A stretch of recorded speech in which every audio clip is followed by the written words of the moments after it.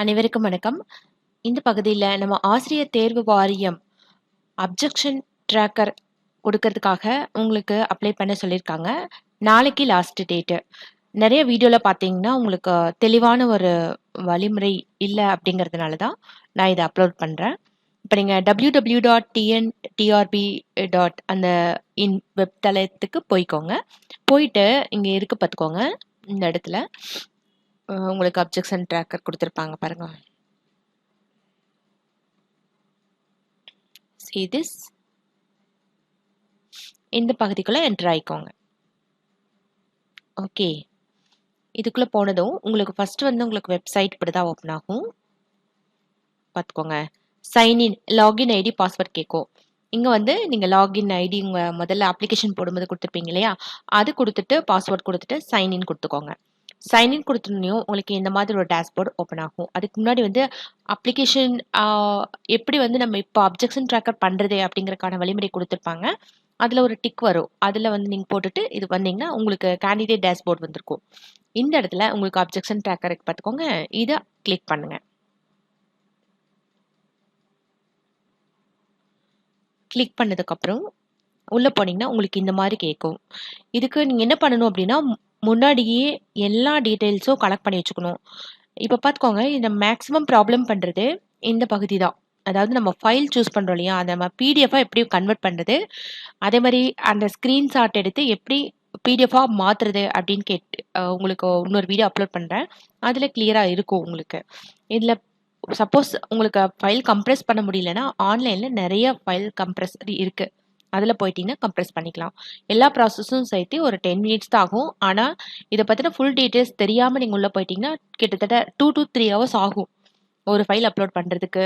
அந்த வழிமுறை தெரிஞ்சுட்டு போனோம்னா வெரி ஈஸி. அதே மாதிரி நீங்க ஏ சீரியஸ்ல இருக்கக்கூடிய கொஷின் ஏ சீரியஸ் கலெக்ட் பண்ணிட்டு அதுல இருக்கக்கூடிய கொஷின் நம்பருக்கு தான் நம்ம வந்து அப்ஜெக்ஷன் வந்து தெரிவிக்கணும். ஓகே, இங்க பாத்துக்கோங்க. ஏ வகை வினா தொகுப்பில் உள்ள வினா எண் அப்படின்னு கொடுத்துருக்காங்க.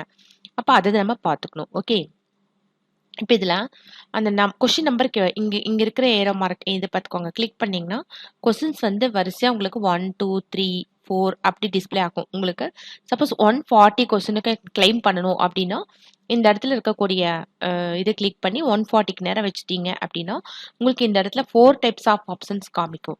அதாவது இதுல மோர் தென் 1 கரெக்ட் ஆன்சர்ஸ் இருக்குது, டிஃப்ரெண்ட் ஆன்சர்ஸ் இருக்கும், அதே மாதிரி கொஸ்டின் ராங் இருக்கும். அந்த மாதிரி இன்னும் 4 ஆப்ஷன் கொடுத்துருப்பாங்க. உங்களுக்கு எந்த ஆப்ஷனோ அதை நீங்க சூஸ் பண்ணிக்கோங்க. சப்போஸ் மோர் தென் 1 கரெக்ட் ஆன்சர் கொடுத்தீங்க அப்படின்னா 2 பாக்ஸ் டிக் பண்ணா மட்டும்தான் உங்களுக்கு வந்து ஃபைல் அப்லோட் ஆகும், இல்லாட்டி அப்லோட் ஆகாது. இப்போ 2 ஆப்ஷன் நீங்க டிக் பண்ணி ஆகணும். மோர் தென் 1 கொடுத்தீங்கன்னா. டிஃப்ரெண்ட் ஆன்சர் கொடுத்தீங்கன்னா எது கரெக்ட் ஆப்ஷனோ அதை சூஸ் பண்ணி நீங்க பார்த்துக்கோங்க. அது உங்களோட சப்ஜெக்ட் பொறுத்து மாத்தி அமைச்சுக்கலாம். ஓகே, இந்த இடத்துல சூஸ் ஃபைல் கொடுக்குறீங்க பார்த்துக்கோங்க.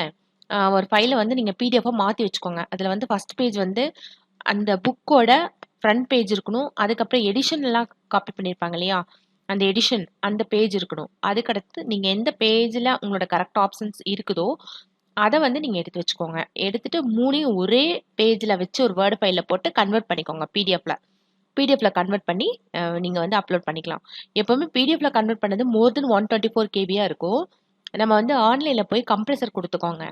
ஆன்லைன்ல கம்ப்ரெசர் கொடுத்துட்டு அதே மாதிரி நீங்க ஓபன் பண்ணி பாருங்க ஃபைல் வந்து தெளிவா இருக்கா இல்லையான்ட்டு. சில நேரத்துல நம்ம கம்ப்ரெஸ் பண்ணும்பொழுது அந்த ஃபைலோட கிளாரிட்டி வந்து கரெக்டா இருக்காது.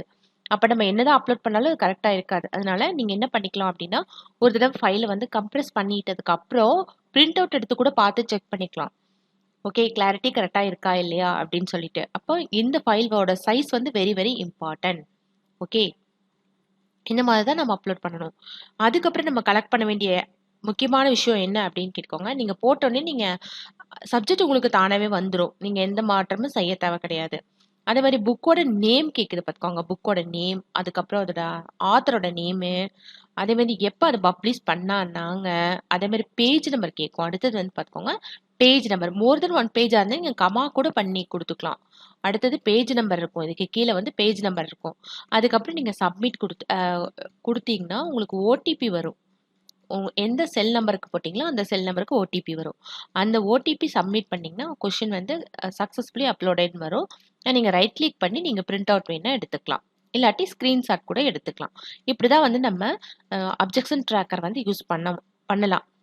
சில நேரத்தில் வந்து நமக்கு டவுட்ஸ் இருக்கும். அதை வந்து நீங்கள் என்ன பண்ணிக்கலாம் அப்படின்னா